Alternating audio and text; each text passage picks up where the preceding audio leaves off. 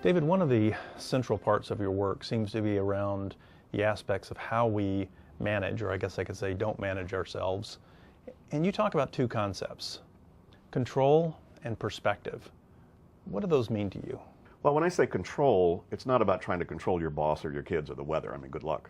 I'm talking about really having something under control, like your car or a meeting or your kitchen or your head. So in other words, there's stability so that I have room to then be able to focus. So the set of practices to achieve control are actually different than the set of practices to have the right focus. But those are really the two elements. I need to have life under control sufficiently, and I need to make sure that I'm focused on the right thing at the right time, in the right way. And those ultimately, all of the self-management boils down to one of those two things. Anytime anybody thinks they need better time management, prioritization, organization, any of that stuff, it's usually because one or both of those dynamics is suboptimal. Things are feeling not as in control as they ought to, or things are not, or I'm not as focused as I need to be on the right stuff. Okay. So those are two things, but they are very closely intertwined. It's very hard to focus if you're out of control. And if you don't have the right focus, you'll probably fall out of control. So they're very tightly connected to each other, but they're different practices for each one and different tools. So we look at it almost like control is horizontally. How do I maintain stability on an hour by hour, day by day basis? Because in any 10 minutes, you might get an email from your mom. You might have a staff person that's about to burst into tears. You got to take them to lunch. You have a client that called that's bothered about something, and you got another opportunity that just showed up, and all that could happen in 10 minutes. Mm-hmm. So most people are feeling out of control based upon that, as opposed to that one goes there, that's where that one goes, that's what that is, park that here. And that would be an example of all the miscellany that we deal with sort of horizontally across the swath of all the things we're engaged with in any 24-hour period. So that's a set of practices, the 5 steps, which we can get into in more detail. Okay.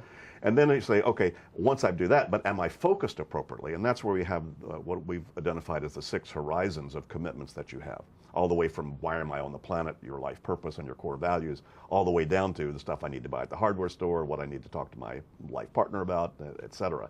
And there's multiple levels there that you just need to make sure you've matured your conversations with yourself appropriately about those levels and that they're lined up. So then you can essentially trust your intuitive judgment.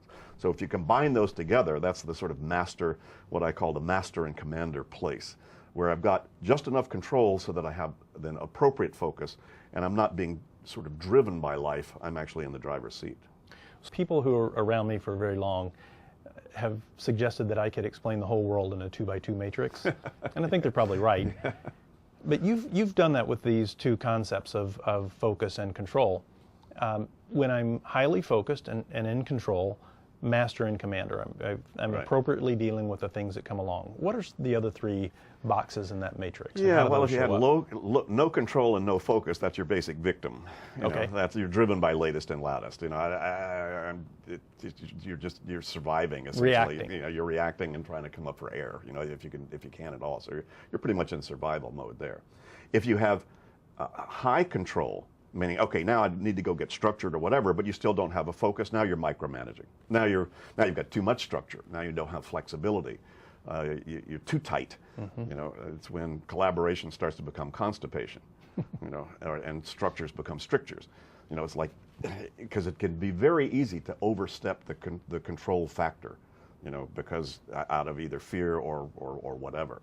Now, if you have, on the other hand, if you have high focus or perspective or vision, but no control, now you're crazy maker.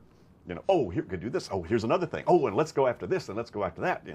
And basically, you're creating insanity all around you. And oftentimes, by the way, people who have a high focus factor but no control factor, it gets so wacko and crazy. Then they go down and micromanage. Then they go down and they flip to the other side and sort of over control. So for the entrepreneurs out there, you might recognize some parts of that. So those are you're either in victim mode, you're in too structured mode, you're in too free mode, or you've got the appropriate balance between those two things. Just enough structure to be able to allow you the freedom to stay focused and mobilize your resources appropriately. And we all sort of fall into all of those spaces from time to time, though different personalities will tend to perhaps gravitate more toward one of those behaviors than another. Yeah, I think that's an important point, that this isn't a label that now you've it's tattooed on you, and for this moment forward and forever and ever, you'll always be a crazy maker or a micromanager or even a master and commander. These are places that we can show up given circumstances, dynamics, and situations. What I'm hearing you say is we can make some choices around that. Oh, yeah. Catch ourselves in each of these modes, and maybe there's a time when it's appropriate to be in each of these modes. Could be. Frankly, Jim, we all probably run through all 4 of those places all day long. Mm-hmm. You know, you ever come in early? You know, you come in early, you got your act together, I got that stack there, I got that stack here. You know, oh, dude, you're on your game, right? Then the phone rings. Go, oh, damn, somebody else is out there early. Whoops. And, you know, now you're taking 14 pages of notes.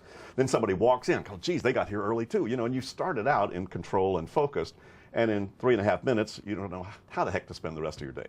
So we will all tend to fall out of these. And again, as I said before, that's not bad. Just to recognize, okay, now I'm out. Now, what do I need to do to get back to that thing? And what technique do I need to do now? If you tend to be more the crazy maker type, then you just need to understand my weak suit may be structure. So you need to build systems around you and get people around you and you know, to shore up that weak suit, as also, you know, manage your own systems in that regard. If you tend to be a little too tight and too structured in terms of what you do, then being able to stretch into more visions and more risk taking would be sort of the weaker suit, but you probably need to manage that as well. So yeah, we bounce all around all of them. And there's no right or wrong about it. It's just recognizing, you know, where am I in that syndrome.